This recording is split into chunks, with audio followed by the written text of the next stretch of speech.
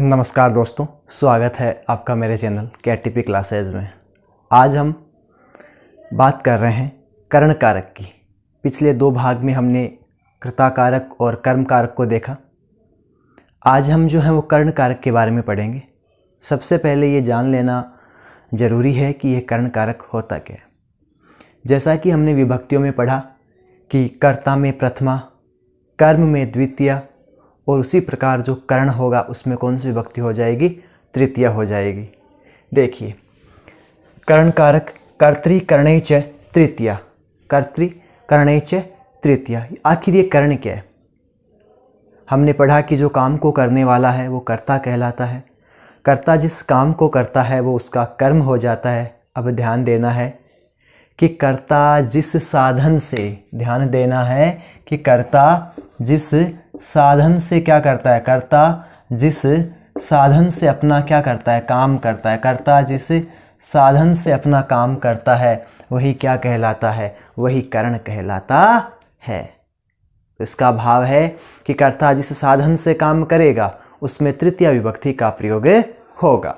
तो देखिए, साधकतम करणम अर्थात साधन ही करण है। कर्ता जिस साधन से काम करेगा वही क्या है, करण है।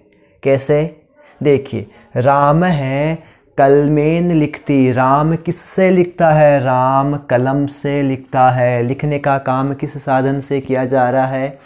लिखने का जो कार्य है वो कलम से किया जा रहा है। राम कलम से या कलम के द्वारा। आपने भाव भी देखा होगा, कर्ता ने कर्म को करण से या के द्वारा। तो कलम से लिखता है या कलम के द्वारा लिखता है। तो इसमें साधन क्या है? कलम। तो कलम में कौन सी विभक्ति हो गई है? तृतीया। जिस साधन से काम किया जाएगा उसमें तृतीया विभक्ति लग जाएगी। उसी प्रकार कृष्ण है दुग्धेन रोटिका खादती। कृष्ण जो है वो दूध से रोटी खाता है। किससे खाता है? वो दूध से। तो देखिए, दुग्धेन तृतीया विभक्ति का प्रयोग इसमें हो गया है। अब देखिए, कर्मवाच्य और भाववाच्यों के जो कर्ता होंगे, मान लीजिए कर्मवाच्य है या भाववाच्य का उदाहरण है, तो उसमें जो कर्ता होगा उसमें कौन सी विभक्ति लग जाएगी? तृतीया। कैसे? रामेण, रामेण लेख लिखिते। राम के द्वारा लेख लिखा जाता है। किसके द्वारा? राम के द्वारा। उसी प्रकार तेन हस्यते। किसके द्वारा हंसा जाता है? उसके द्वारा हंसा जाता है। तो कर्म और भाववाच्यों का जो कर्ता होता है उसमें भी तृतीया का प्रयोग होता है। अब इसका एक सूत्र देखिए आप, सहयुक्ते प्रधाने, सहयुक्ते अप्रधाने। सूत्र से सह का मतलब होता है साथ, अर्थात सहयुक्ते अप्रधाने सूत्र का मतलब है कि जिसके साथ हम जाते हैं उस व्यक्ति में तृतीया का प्रयोग हो जाता है। कौन से शब्द होंगे वाक्य में? अगर सह, साकम, समम और सार्धम शब्द हो, अगर वाक्य में सह, साकम, समम और सार्धम शब्द हो तो जिसके साथ हम जाएंगे, जो अप्रधान होगा, जिसके साथ कर्ता जाएगा, उस अप्रधान में किसका प्रयोग हो जाएगा?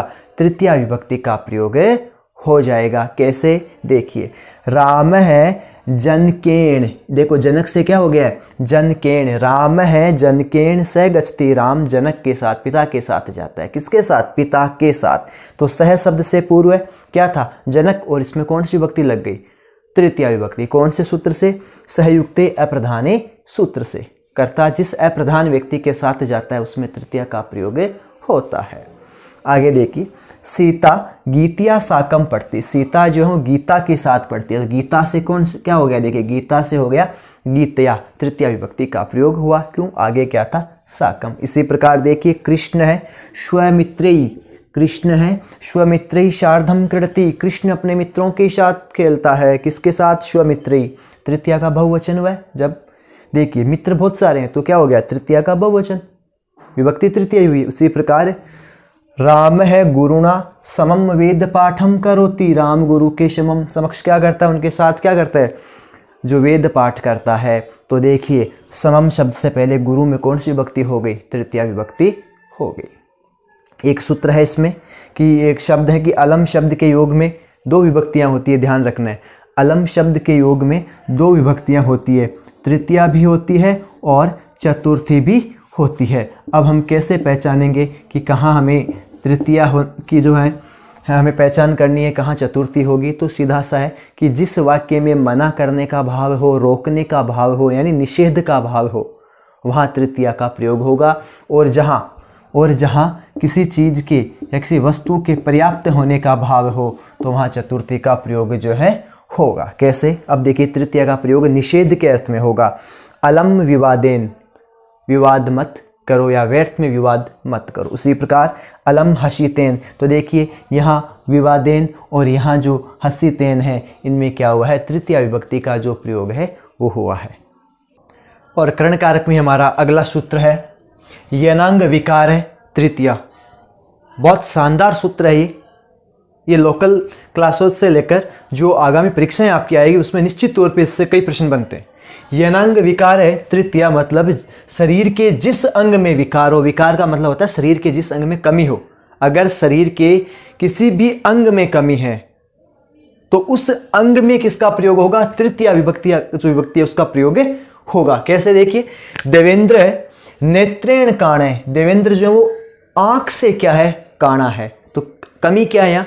कि वो आंख से काणा है। तो शरीर के जिस अंग में कमी होती है उसमें तृतीया लग जाती है। उसी प्रकार रमेश कर्णेन बधिर है, रमेश कान से बह रहा है, कर्णेन हो गया, तृतीया लग गई। सूर्यदास है नेत्राभ्याम, तृतीया का द्विवचन। आंखें कितनी होती है मनुष्य के? 2। तो सूर्यदास है नेत्राभ्याम अंध अस्ति, सूर्यदास आंखों से अंधा है। तो आंखें 2 है तो तृतीया का द्विवचन हो गया। तो शरीर के जिस अंग में कोई कमी होती है उसमें तृतीया विभक्ति का प्रयोग किया जाता है। सूत्र कौन सा होगा? यनांग विकार है।